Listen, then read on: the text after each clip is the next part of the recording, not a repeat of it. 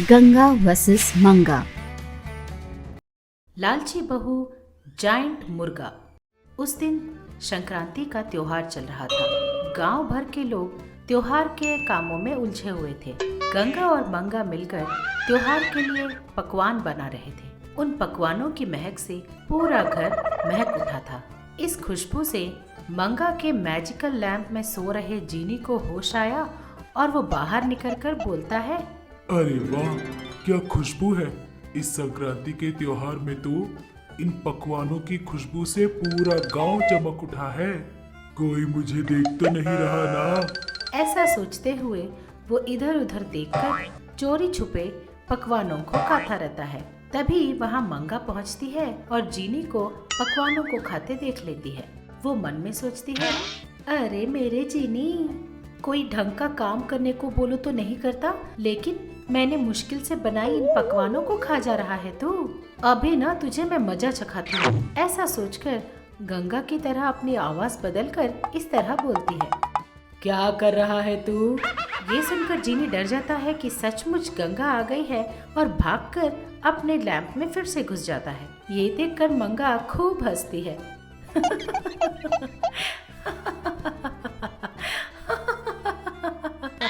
तब जीनी को पता चल जाता है कि ये सब कुछ किया धरा मंगा का ही है। बाहर निकलकर जीनी मंगा से कहता है, ये सब क्या है दीदी? हमेशा मेरी वीकनेस के साथ खिलवाड़ करती रहती हो। ये सब आपको ठीक लगता है क्या?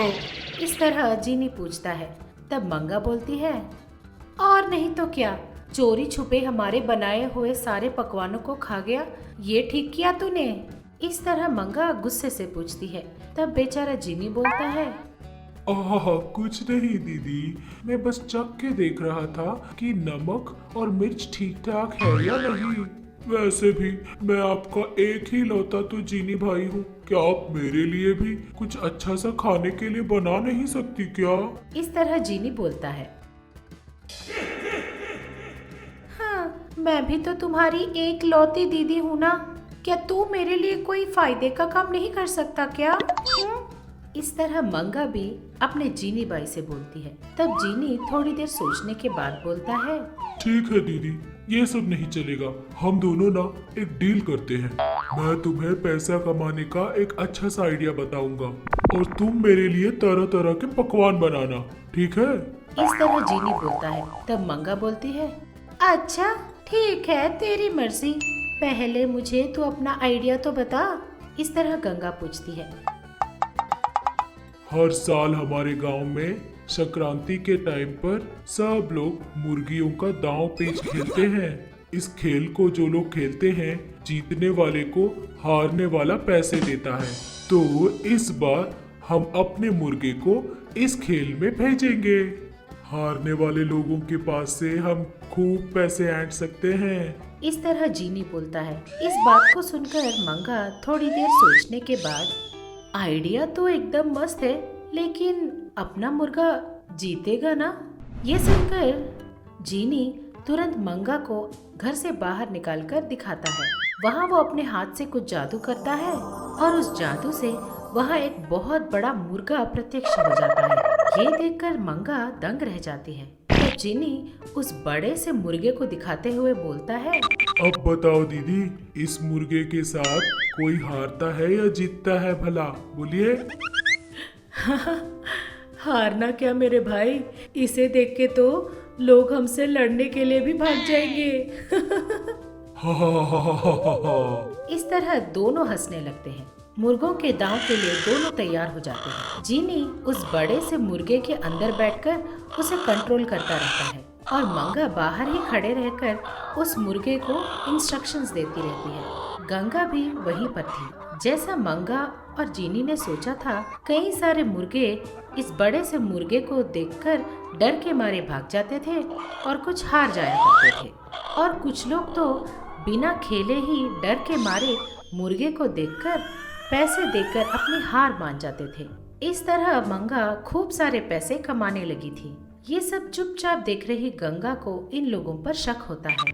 गंगा अपने जादू से उस बड़े से मुर्गे को अच्छी तरह से देखती है तब उसे पता चल जाता है कि उस बड़े से मुर्गे में जीनी बैठा हुआ है और उसे पूरी बात समझ में आ जाती है कि इन दोनों ने क्या प्लान किया है। तब गंगा अपने मन में सोचती है, ओहो अच्छा, तो ये जीनी और मेरी बहू मिलकर लोगों को उल्लू बनाकर पैसे कमा रहे हैं। इन दोनों को तो सबक सिखाकर ही रहूंगी।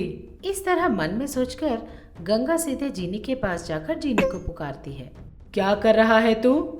ऐसा बोलकर वो जीनी को बुलाती है। ये सुनकर जीनी अपने मन में सोचता है, हाँ, फिर से लगता है मंगा दीदी ही होगी। इस तरह वो मन में सोच लेता है। क्या दीदी, कितने बार मेरे मन के वीकनेस से खेलोगी आप? आपको और कोई काम धाम नहीं है क्या? हाँ, इस तरह जीनी बोलता है। जीनी की बात सुनकर गंगा को और भी गुस्सा आ जाता है। क्यों बे, चढ़ गई है क्या? इस तरह गंगा चिल्लाती है। ये बात सुनते ही जीनी पीछे मुड़कर देखता है। वहाँ पर खड़ी गंगा को देखकर वो दंग रह जाता है। अरे गंगा बहन, मुझे माफ कर दो गंगा बहन। मैंने सोचा था कि आपकी बहू मंगा होगी। मुझे माफ कर दीजिए गंगा बहन। इस तरह रोते रहता है। जीनी को रोता देख गंगा बोलती है, क्यों रे जीनी, फिर से लोगों को उल्लू बनाने के लिए निकल गए? मैं तुझे प्यार से समझाती हूँ तो तेरी समझ में नहीं आता क्या? अरे बड़ी बहन, आप उतनी गुस्सा मत करो बहन। मैं बस थोड़े से पकवान खाने के लिए ही लालच करने लगा था। मुझे माफ कर दीजिए दीदी। आप जो कहोगे मैं करने को तैयार हूँ। इस तरह जीनी बोलता है। तब गंगा बोलती है, तुरंत ये बड़ा सा मुर्गा टुकड़े टुकड़े हो जाना चाहिए। सब लोगों को पता चलना चाहिए कि ये एक नकली मुर्गा है। इस तरह गंगा बोलती है। गंगा के कहे अनुसार जीनी उस बड़े से मुर्गे को टुकड़े टुकड़ों में विभाजित कर देता है और भागकर अपने मैजिक लैंप में जाकर घुस जाता है। जाइंट मुर्गे को टूटता हुआ देखते ही लोगों को समझ में आ जाता है कि ये एक नकली मुर्गा है। उन सबको अपने उल्लू बनने पर बहुत गुस्सा आ जाता है। सब लोग मिलकर मंगा को गालियां देते हुए मारने के लिए दौड़ते हैं। तब गंगा आकर उन लोगों को समझा बुझाकर उन लोगों के पैसे वापस करके उन लोगों को भेज देती है। ये देखकर मंगा खुद को बचाने के लिए बोलती है, थैंक यू सासू माँ, टाइम पर आकर आपने मुझे बचा लिया। इस तरह बोलती है, लेकिन मन में, छी, ये सब ये जीनी की वजह से ही हुआ है, उसे मैं नहीं छोड़ूंगी।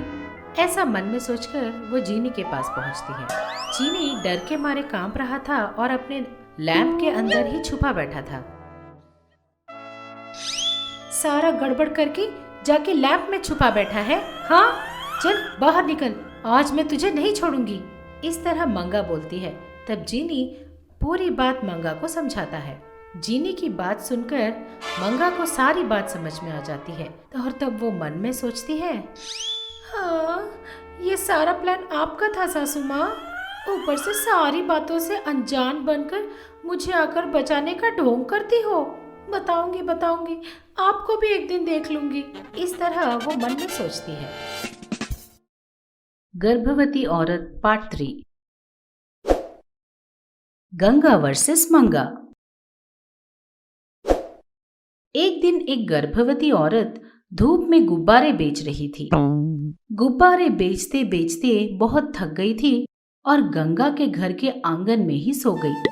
तभी गंगा मंदिर से घर लौटकर आती है।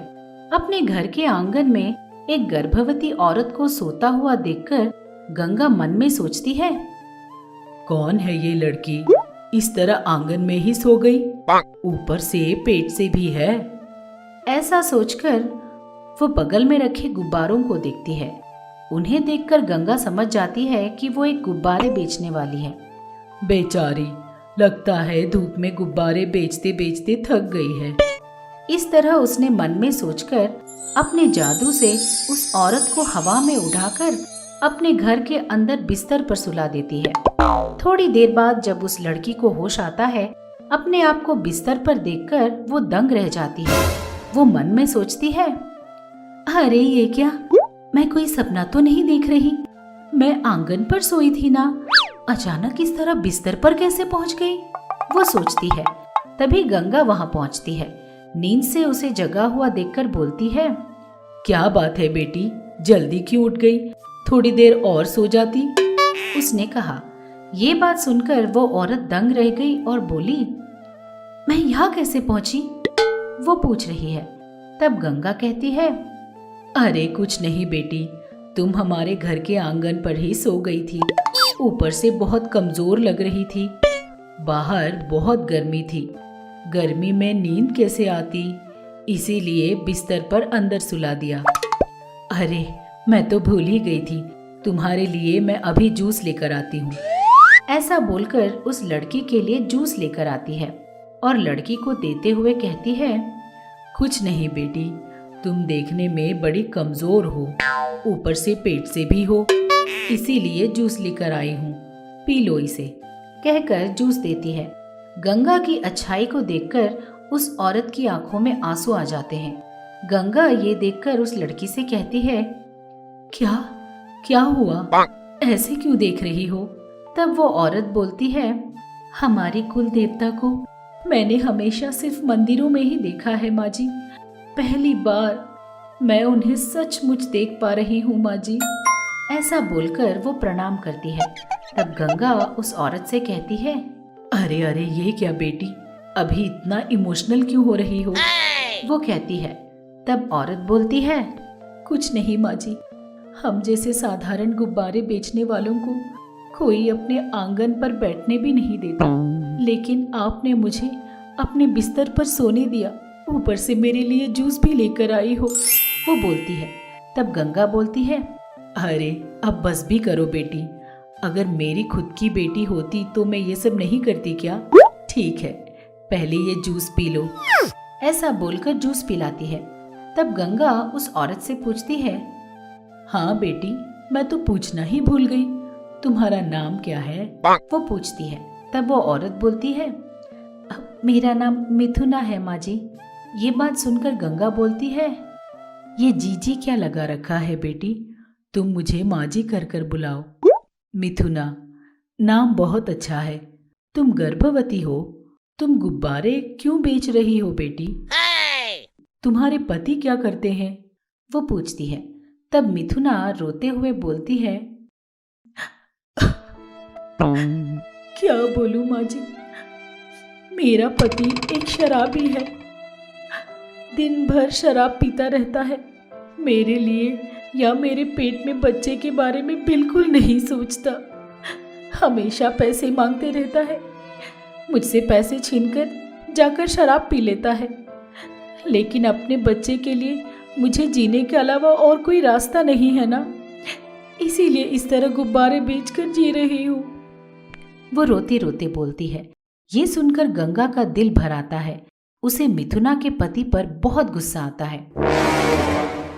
तब गंगा मिथुना से बोलती है, तुम रो मत बेटी, आज से मैं हूं ना तुम्हारे लिए, देखती जाओ, शाम तक तुम्हारा पति आकर तुम्हें अपने घर ले जाएगा और एक महारानी की तरह तुम्हारी देखभाल करेगा, तुम मेरी बात मानकर आराम करो। ऐसा बोलती है। ये सुनकर मिथुना को गंगा कोई वरदान देने वाली देवता लगती है। मिथुना गंगा की बात मानकर आराम करती है। तब गंगा अपने घर के पुराने अटैची में से एक मैजिकल ग्लोब निकालकर मिथुना के पति का पता लगाती है। गंगा को पता चलता है कि मिथुना का पति एक शराब की दुकान के पास खड़ा है, तो गंगा वहां तुरंत पहुंच जाती है। वहां मिथुना का पति शराब खरीदने के लिए खड़ा था। उसे देखकर गंगा को एक आइडिया आता है। वो मिथुना के पति के पास जाकर बोलती है, क्यों बेटा, तुम्हें शराब बहुत पसंद है क्या? हाँ, वो पूछती है। तब मिथुना का पति गंगा से बोलता है, पसंद नहीं, शराब मेरी जान है, जान, यही मेरी दुनिया है, यही मेरे दिल का टुकड़ा है, चांद का मुखड़ा है। वो बोलता है। तब गंगा बोलती है, अच्छा तो फिर ठीक है, मैं तुम्हें एक काम देती हूँ, अगर तुम कर पाए तो तुम्हारे वजन का शराब का बोतल मैं तुम्हें दूंगी, ठीक है? वो बोलती है। ये सुनकर मिथुना का पति खुशी से झूम उठता है।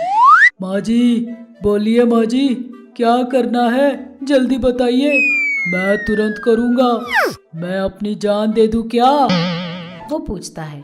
तब गंगा कहती है, तेरी शराब से भरी जान का मैं क्या करूँगी, मैं जो बोलूं वो करो बस। ऐसा बोलकर अपने जादू से हवा में एक बहुत बड़ा शराब का बोतल प्रत्यक्ष करती है। ये देखकर मिथुना का पति बहुत ज्यादा खुश हो जाता है। गंगा उस बोतल को दिखाकर मिथुना के पति से कहती है, देखो बेटा, ये शराब की बोतल तुम्हारी, ये कम से कम 15 किलो की होगी, लेकिन अगर तुम इसे चाहते हो तो तुम इसे उठाकर रास्ते में पड़े सफेद पत्थरों का पीछा करते हुए मेरे घर तक आना होगा। उन सफेद पत्थरों को एक एक करके उठाना भी होगा।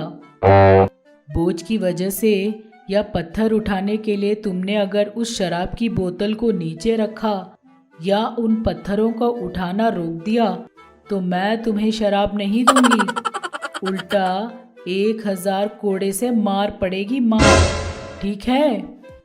वो बोलती है। तब मिथुना का पति बड़े कॉन्फिडेंस के साथ हाँ कर देता है।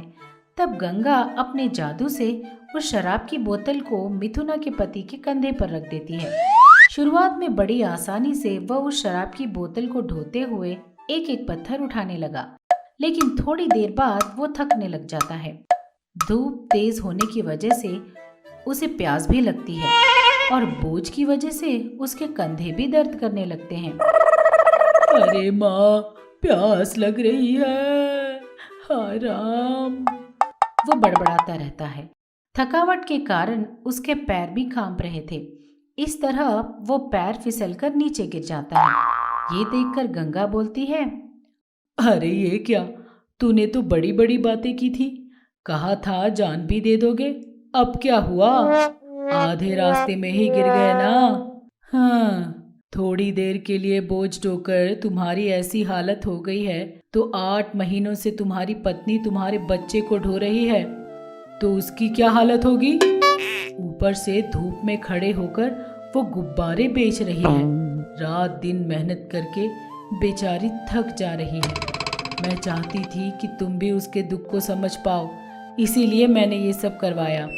समझ में आया तुम्हें उसे कितना दुख होता है?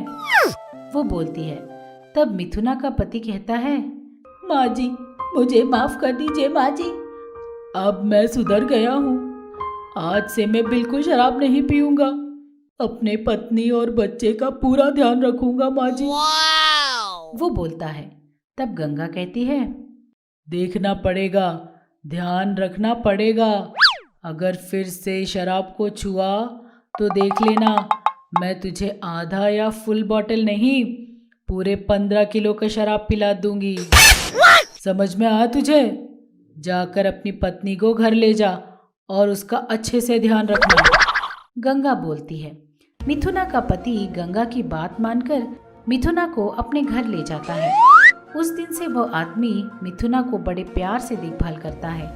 1 महीने बाद मिथुना एक प्यारी सी बच्ची को जन्म देती है और उसका नाम गंगा रखती है।